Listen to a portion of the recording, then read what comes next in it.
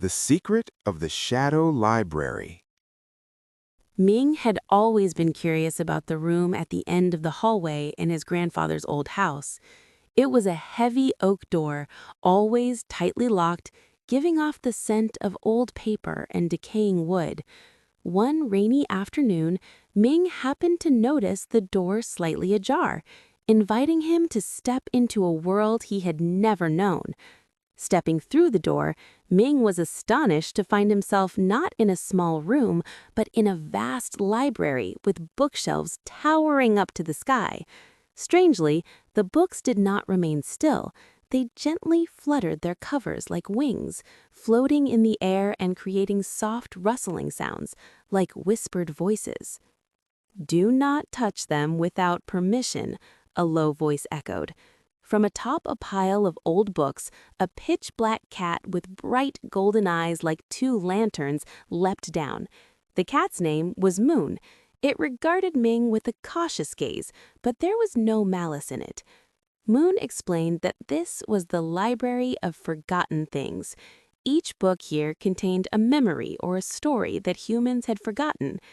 If a memory is forgotten for too long, it will turn into a wandering shadow and cause trouble, Moon warned, its tail lightly lashing through the air.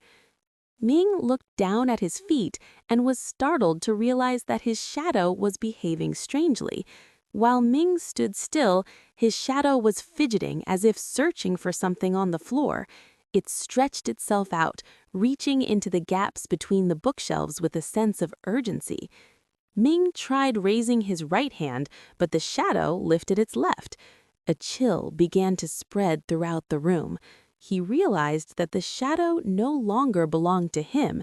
It seemed to be controlled by some invisible force from deep within the library. Moon leapt to Ming's side, letting out a soft growl. "Your shadow is being drawn by an abandoned memory. We must find the book that belongs to it before it completely separates from you," Moon said, then signaled for Ming to follow as it led him deeper into the darkened aisles. In the darkest corner of the library, Ming found a small book covered in dust, its cover engraved with his grandfather's name. When Ming touched the book, it emitted a soft blue glow. Ming's shadow immediately stopped its frantic movements and began to tremble. Following Moon's instructions, Ming placed the book back in its rightful spot on the shelf.